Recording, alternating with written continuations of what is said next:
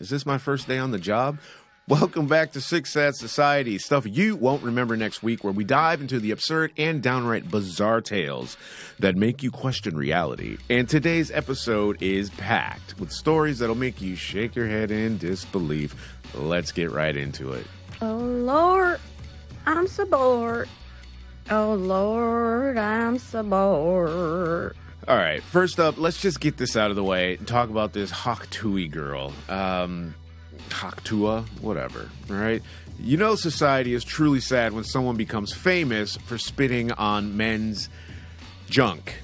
Yeah, Haley Welch, also known as the Spit on That Thing girl, went viral after a TikTok video where she revealed her secret move in bed. How is that a secret move? Have you not heard of Superhead? This is not news. It's not new, and it's not a secret. Anyway, she says, You gotta give him that Hock and spit on that thing. You get me? That's what she says. Real classy, right? This southern accented nugget of wisdom was captured by YouTubers Tim and D TV during a street interview in Nashville, and it spread like wildfire. Now, you might be wondering, why is this a thing? Well, the internet, in all its infinite wisdom, turned Welch into a meme sensation. Fancy edits, memes, and hilarious takes propelled her into viral stardom. She even managed to trademark the phrase Hock Tuah. All right, for comedy and apparel. All right. Anyway, no commentary today. So reportedly, I've read with some help of Shaq. Yes, that Shaq, Shaquille O'Neal. Anyway, but here's the real kicker. The guys behind the video, Tim Dickerson and Darius Marlowe, a.k.a. Tim and D, are feeling seriously left out. Tim and D, in their mid-20s, have been hustling on YouTube for the past 3 years, interviewing drunk folks on Nashville's Broadway. They're not thrilled that Welch is getting all the fame, while they, the creators of this viral moment, are being sidelined. Tim and D told the New York Times that without their video, nobody would even know who Welch is. They've had to file at least 50 copyright claims because people keep ripping off their content. Imagine that. We're out there hustling, asking random drunk people funny questions, and then someone else steals your thunder. But hey, that's the internet for you. It's like a digital wild, wild west where everyone's looking for their 15 seconds of fame. Tim and D, I feel you. I feel you. Getting your work stolen sucks, but at least you've got a story that'll make people laugh and cringe in equal measure. And now, Welch is reportedly getting representation from talent agencies. Talent? Really? Is this what we've come to? This is talent. I said no commentary. Next story. New electric Pepsi divides fans. Some say it smells like old saliva. Nah, come on. What are we doing today? Next up, a woman has confessed to meeting over 150 married men for dates because they have a desire to please and feel wanted. This is true. I've been in relationships where like the partner's like, I'll do it. You don't feel like you have to serve a purpose. So she turned to dating sites designed for married men 14 years ago, while she was still married herself. So despite initial moral qualms, yeah, right, she decided to dive in, motivated by loneliness and a lack of intimacy in her own miserable marriage. Get divorced if...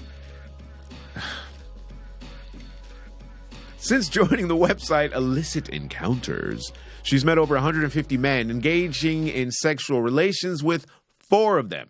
Her relationships with these married men have lasted anywhere from 8 months to 5 years. Why is she married?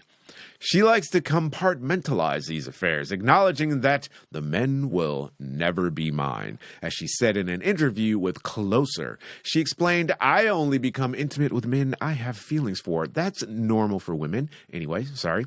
It's important to compartmentalize these relationships. They'll never be mine, but we meet up weekly when life allows. It's surprisingly easy to escape for hours at a time if you want. There's always friends to meet up with or working late. Those are men's excuses, aren't they? The woman appreciates married men because they have a desire to please and feel wanted, as we indicated, and be desired and feel young. I don't know how that happens from cheating. Anyway, she insists she's not a homewrecker, claiming she often helps men work through their marriage problems. She's a therapist, you guys, leaving them determined to make it work with their wives. They realize my wife's not so bad after hanging out with her. I'm doing commentary again. Smack! She comes to accept that life is not a fairy tale, and adultery is as old as time, as she says. Isn't it fascinating how we've turned infidelity into a compartmentalized lifestyle choice? It's like having life in a soap opera, or except it's real life. And here's the kicker. These dating sites are booming, especially after that documentary on Netflix, Ashley Madison, Sex, Lies, and Scandal, which I started to watch, and we lasted about, like an episode? Not even, maybe half an episode in. Turned it off. Next story. Mom terrified after ghost starts mimicking her and shouts daughter's name at night. No, we're not talking about that. Oh, the monster boyfriend. This is a good one. The monster boyfriend. Finally, let's wrap up with a story about a woman whose boyfriend turns into a monster 2 to 3 times a year. This 27-year-old woman has been with her 28-year-old partner for 11 years. That's a while. 16 years old. And while he treats her like a princess most of the time, a few times a year, she describes him as becoming almost evil. Yes, she described how he can switch from, you're the love of my life, to, don't fucking come near me, in an instant.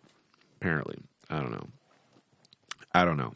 I'm not good at that because I don't talk like that to people ever. One example occurred when she planned a day activity they could do together. Initially, he seemed excited, but when the day came, he completely flipped out, accusing her of wasting his weekend and eventually storming off to hang out with a guy she dislikes. This sounds like the last story. There's always working late or a friend to hang out with. So especially if it's a guy that she doesn't like, she's never going to want to hang out. He's got another girlfriend. So anyway, she shared another incident on her birthday, which he completely ignored, hiding it from his family while treating her coldly. Now, she's seeking advice online, as you do, wondering if his behavior could be linked to some deeper issues. Maybe he's bipolar. And surprisingly, internet users quickly pointed out a pattern. He sabotages her happiness whenever she's excited about something. Sounds like he has serious issues expressing his needs, bottling up his frustrations until they explode. Or he's bipolar. That's it for today's episode of Six Sad Society Stuff You won't remember next week.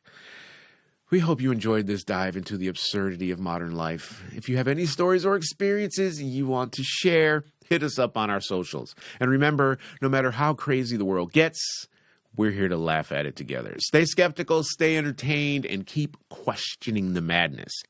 Until next time, stay safe, and don't forget to give them that Hock Tuah if you want to go viral. Peace.